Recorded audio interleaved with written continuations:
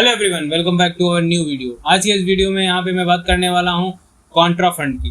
आप सभी लोग कॉन्ट्रा फंड के विषय में बात करते हैं, आप सभी लोग कॉन्ट्रा फंड को पसंद भी करते हैं कि इसमें इन्वेस्ट करने के लिए आप काफ़ी उत्सुक रहते हैं, क्योंकि ये वैल्यू फंड होते हैं, वैल्यू ओरिएंटेड फंड होते हैं। तो आप लोगों को लगता है कि भविष्य में ये अच्छा रिजल्ट आपको देंगे, अच्छा रिजल्ट और अच्छा रिटर्न भी आपको ये प्रोवाइड करेंगे, और होता भी ऐसा है। वैल्यू ओरिएंटेड फंड होते क्या हैं, पहले इनको समझ लेते हैं, फिर बात करेंगे अपने फंड की तरफ। वैल्यू ओरिएंटेड फंड ये होते हैं जिसमें जो फंड मैनेजर है वो ऐसे स्टॉक्स में, ऐसी इक्विटी में आपका पैसा इन्वेस्ट करता है जो कि उस समय लो वैल्यूएशन पे है, बट वो वैल्यू ओरिएंटेड है, वो आपको वैल्यू दे सकते हैं। अगर हम एग्जांपल से समझें तो किसी XYZ कंपनी का अगर एग्जांपल लेते हैं, वो लो वैल्यूएशन पे है, लेकिन उसके फंडामेंटल्स इतने मजबूत हैं कि अगर हमको जानकारी है तो वो लॉन्ग टर्म में हमको अच्छा रिटर्न दे सकती है।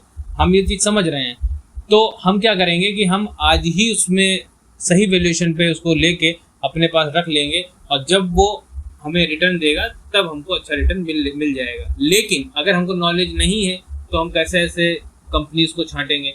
इसके लिए ही हम वैल्यू ओरिएंटेड फंड को चूज करते हैं, जिससे कि जो फंड मैनेजर है वो हमारे तरफ से उस वैल्यू ओरिएंटेड इक्विटी में या वैल्यू ओरिएंटेड कंपनी में इन्वेस्ट कर देता है। आई होप आपको बहुत क्लियर समझ में आ गया होगा। कोई क्वेश्चन होता है आप कमेंट बॉक्स में पूछ सकते हैं। बढ़ते हैं आज के फंड की तरफ, जो हमारा रहने वाला है Kotak Contra fund direct plan growth, जिसको हम कंपेयर करेंगे SBI Contra fund direct plan growth से। तो यहाँ पे जो बात है वो Kotak Contra fund direct plan growth की अगर हम बात करें तो यहाँ पे ये फंड जनवरी 2013 में शुरू हुआ है। निफ्टी 500 वैल्यू 50 इसका रिटर्न इंडेक्स हो जाता है, जिसका बेंचमार्क की बात कर रहे हैं।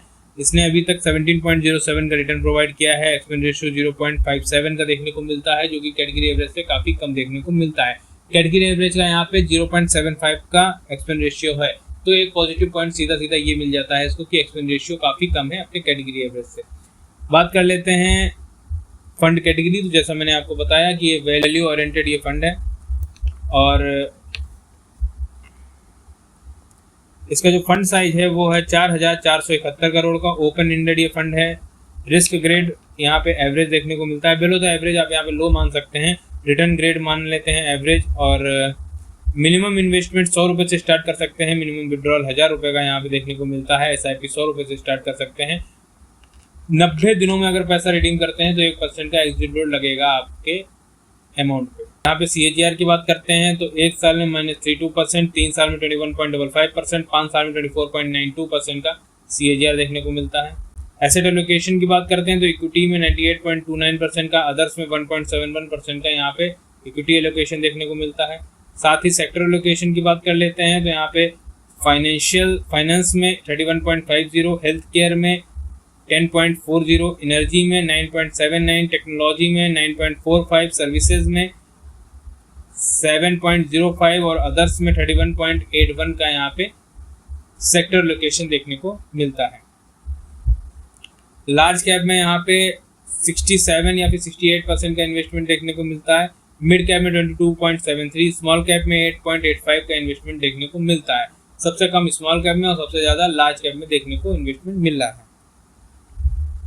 बात कर लेते हैं हाईएस्ट एक्सपोजर की कोटक कॉन्ट्रा की, तो यहाँ पे HDFC बैंक में 7.07 का इन्वेस्टमेंट है, और HDFC बैंक में जुलाई 25 में 6.96 का था, जो कि बढ़ा के 7.07 कर दिया गया।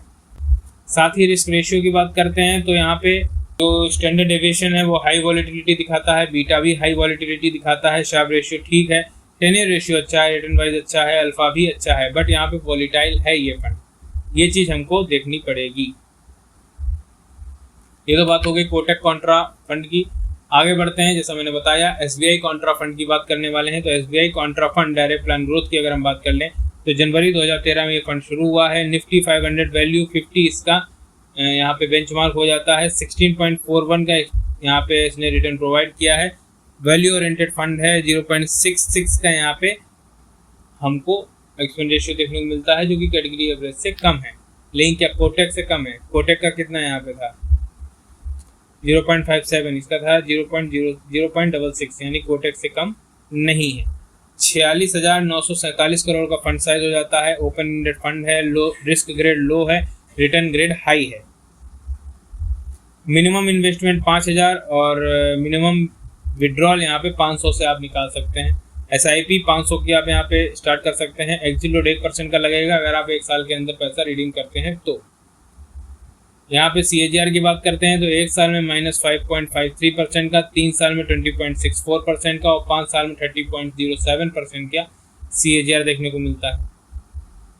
एसेट एलोकेशन की बात करते हैं तो इक्विटी में 87.80, डेट में 4.33 और अदर्स में 7.87 का यहाँ पे इन्वेस्टमेंट देखने को मिलती है।